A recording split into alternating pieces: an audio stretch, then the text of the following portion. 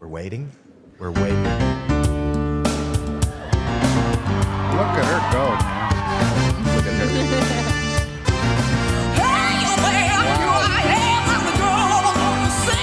In December of 2021, Courtney Hadwin sat down for a podcast interview and got asked a simple question. Who's your record label these days? She couldn't answer. Not wouldn't. Couldn't.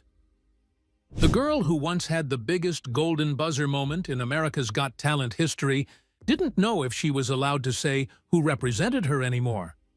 That's not what burnout looks like. That's not what quitting looks like either. Something had happened behind the scenes, something bigger than one teenager's career. And almost nobody watching her viral videos ever found out what it actually was. Here's what really happened to Courtney Hadwin, and where she actually landed. The night a shy kid stopped being shy. Courtney Ann Hadwin was born on July 6, 2004, in Hartlepool, County Durham, in the northeast of England. She grew up in Hesleden, a small former mining village with one school, one shop, one pub, and a working men's club, and not much else. The kind of place where everyone tends to know everyone else's business, whether they want to or not. Her mother once described it plainly. If you wanted to actually do anything, you had to leave the village entirely. And that meant early trips to nearby towns just to find a proper stage to practice on. Courtney has two younger siblings, a sister named Melissa and a brother named Paul. And according to her father, she'd been musical since the age of 5, well before anyone outside the family had any reason to notice. By her early teens, she was already busking on the street corners of her own village to pay for private vocal lessons, working with a coach named Julie Miles, who would later help her prepare for auditions on both sides of the Atlantic. She trained at several other local programs too, a theater school, a series of masterclasses, a small music academy, piecing together an education in performance that no single institution actually provided on its own, funded almost entirely out of loose change collected from passers-by. Her musical influences ran unusually deep for someone her age, pulling from Little Richard, James Brown, and Mick Jagger, rather than the pop acts most of her actual peers were listening to, a taste that made a lot more sense once audiences finally heard what her voice actually sounded like. Competitions came next. In 2015, she entered a local contest called Teen Star in Newcastle, singing a version of Bob Dylan's Make You Feel My Love. She didn't win. She didn't need to.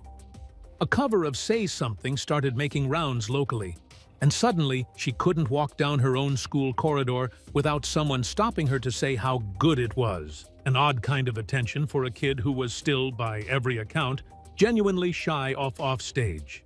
The following year, she picked up a regional performance award recognizing the best act to come out of Hartlepool that year, and made the finals of another talent showcase soon after, quietly stacking up credentials most people her age never bothered chasing in the first place.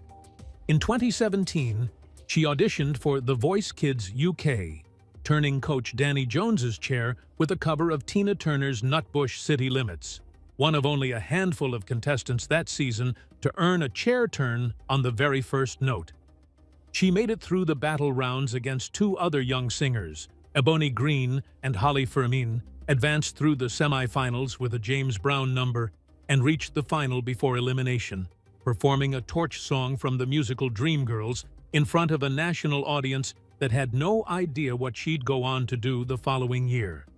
That same year, she opened for the group Sister Sledge in front of 18,000 people at a UK festival, a scale of performance most 15-year-olds never experience even once.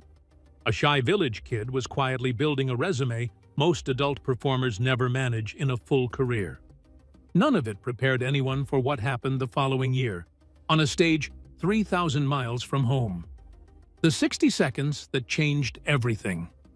13 years old, standing in front of the America's Got Talent panel in 2018, Courtney opened her mouth to sing Otis Redding's Hard to Handle.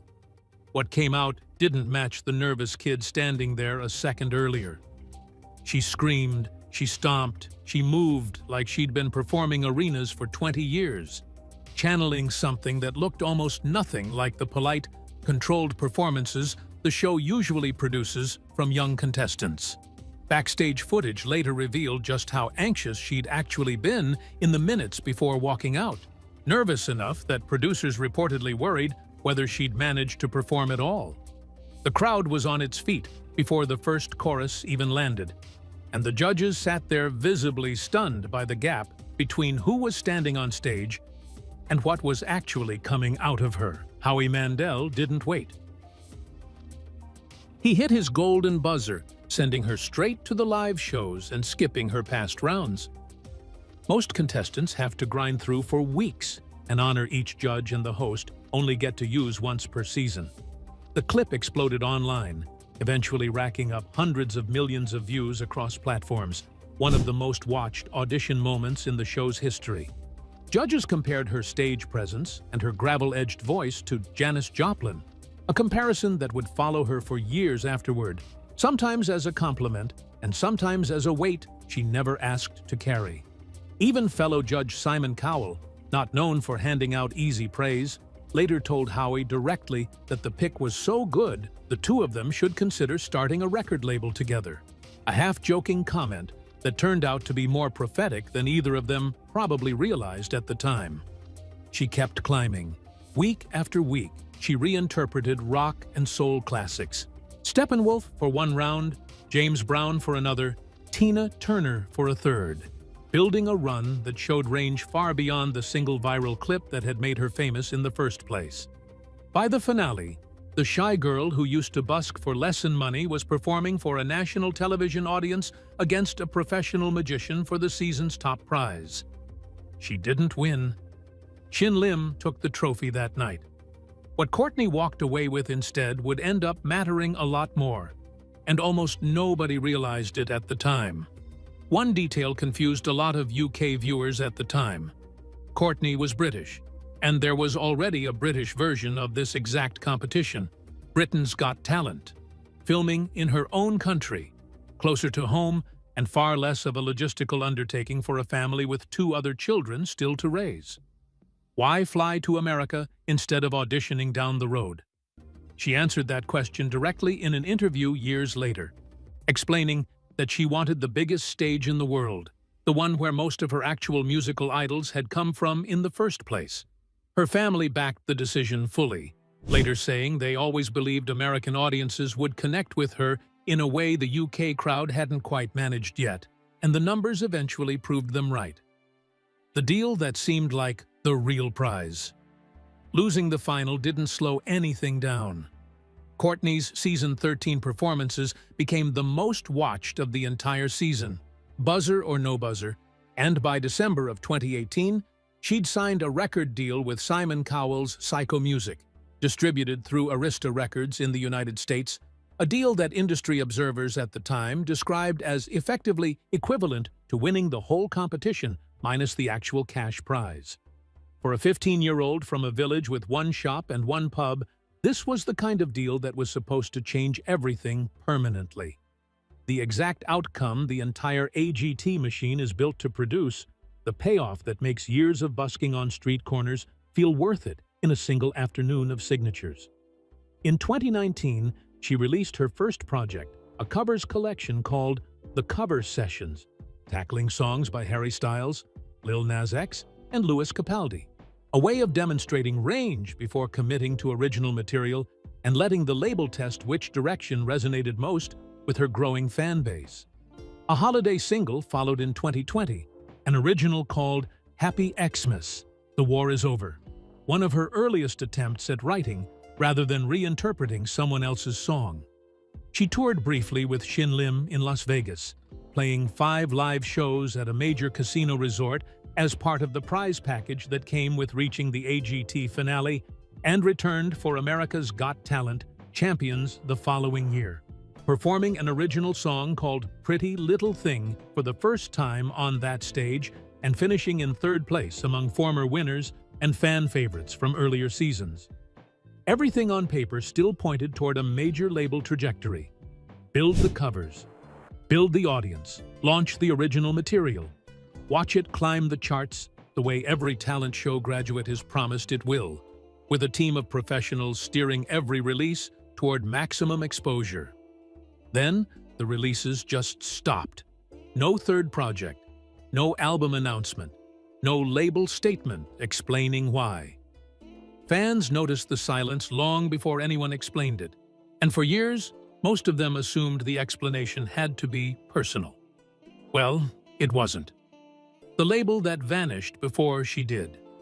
Here's what actually happened, and it has almost nothing to do with Courtney herself.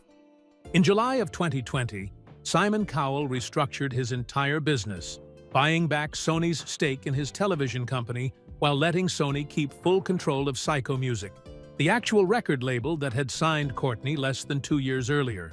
It was a deal built around protecting his television brands, America's Got Talent, and Britain's Got Talent among them, not around the roster of young singers his music label had spent years developing, and the fine print of who kept which asset barely made headlines outside the trade press at the time.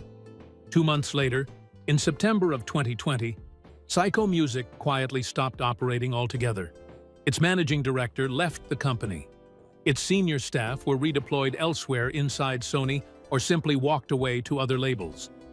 The label that had signed Courtney Hadwin less than 2 years earlier had ceased to exist as a functioning company, right in the middle of a global pandemic that had already shut down touring and studio work across the entire industry.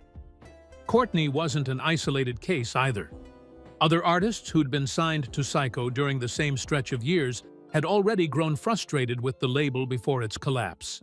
And once the label folded entirely, most of its remaining acts either got quietly absorbed into other Sony divisions or found themselves effectively unrepresented overnight, with no clear path forward and no one left at the company who'd actually signed them in the first place.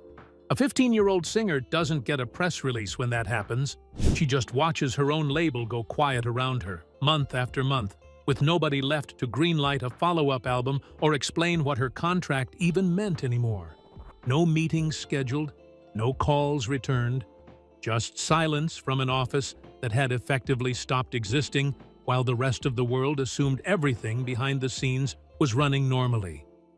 That's the real reason behind the podcast interview where she couldn't say who represented her. It wasn't secrecy, and it wasn't her choosing to be cagey with a host who'd clearly become a friend over the years. It was confusion, sitting inside a business collapse that had nothing to do with her talent and everything to do with corporate restructuring she had zero control over. The mystery fans spent years speculating about wasn't a mystery at all. It was paperwork, sitting unresolved at a label that no longer had anyone left to answer for it, rebuilding without a safety net. What Courtney did next says more about her than anything she performed on television. Instead of waiting for a new major label to swoop in and rescue the situation, she started building her own path, slower and quieter than anything AGT ever showed audiences, working without the promotional machine that had carried her through her teenage years. She began releasing music independently. Breakable, That Girl Don't Live Here, Call Me Back, Monsters, one single at a time, without a label machine pushing them onto radio playlists or securing television placements the way Psycho once could have. She partnered with producer Kevin Bowe, based out of Minneapolis, and started shaping a sound that leaned further into rock and blues than the pop-adjacent covers her old label had steered her toward during those first 2 years. She's been open about the anxiety that came with the whole experience, the pressure of being labeled the next Janis Joplin before she'd even finished growing up. A comparison that flatters an audience far more than it helps a teenager figure out her own artistic identity. That anxiety wasn't only about the label collapse either. Years earlier, after her run on The Voice Kids UK, some of her own peers had turned on her at school, mocking her singing style and her stage presence to her face in a way that had nothing to do with any camera being on. Her grandfather later described the reaction as genuinely cruel, and Courtney herself has talked about being singled out and called names by classmates who weren't used to hearing someone her age perform the way she did. Most of the harsher treatment after her AGT run moved online instead, into comment sections and messages from strangers rather than face-to-face confrontation. which came with its own quieter kind of damage. Rather than chase the Joplin comparison or let any of that noise define her, she spent years quietly writing, developing, and figuring out what her actual voice sounded like without a network's editing team shaping the narrative around her, without a golden buzzer moment to lean on for momentum. None of this happened in public the way her AGT run did. There were no viral clips of the process, no golden buzzer moment marking the turning point, no standing ovations from a studio audience cheering her on. Just steady, unglamorous work. The kind that never trends, but occasionally adds up to something real. Built one unheralded single release at a time over the course of several quiet years. Where she actually is, right now. In September of 2025, Courtney released Little Miss Jagged, her debut full-length album, through independent distribution rather than a major label.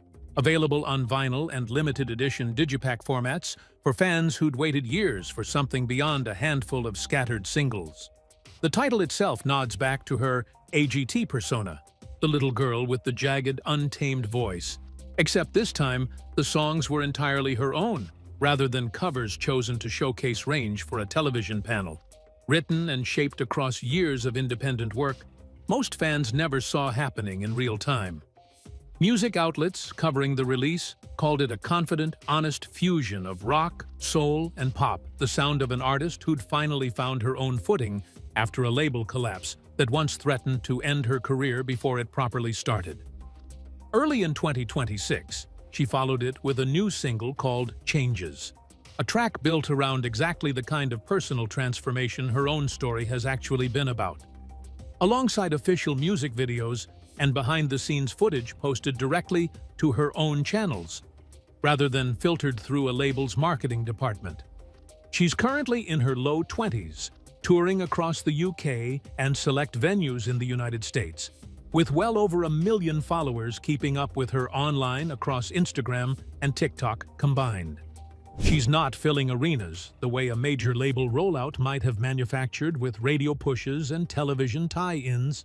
She's doing something arguably more durable, building an audience that shows up for the music itself, rather than the memory of one viral audition from 2018, streaming her songs on their own merits, rather than out of nostalgia for a reality show moment. Her YouTube channel, running quietly since she first launched it years earlier, now carries official videos and behind-the-scenes footage that never needed a network's approval to exist, racking up tens of millions of views entirely on her own terms. Reviewers who've covered the new album describe her voice as having matured into something rougher and more lived-in than the polished 13-year-old belting Otis Redding on a game show stage, exactly the kind of natural evolution a label collapse and years of independent work were always going to produce, whether anyone was watching closely enough to notice or not.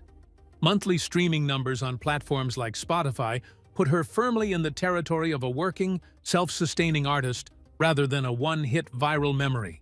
The kind of quiet, compounding growth that rarely trends but tends to actually last. So here's the actual answer to the question fans have been asking for years. Courtney Hadwin didn't disappear, and she didn't fall apart under pressure. Her label did. She spent the years afterward doing the unglamorous work of rebuilding a career from a legal and corporate mess she didn't create, absorbing bullying at school and online hostility that had nothing to do with talent, and coming out the other side anyway, on a timeline that had nothing to do with anyone else's schedule but her own. What she came out with is exactly what the golden buzzer moment always promised, but never actually guaranteed on its own.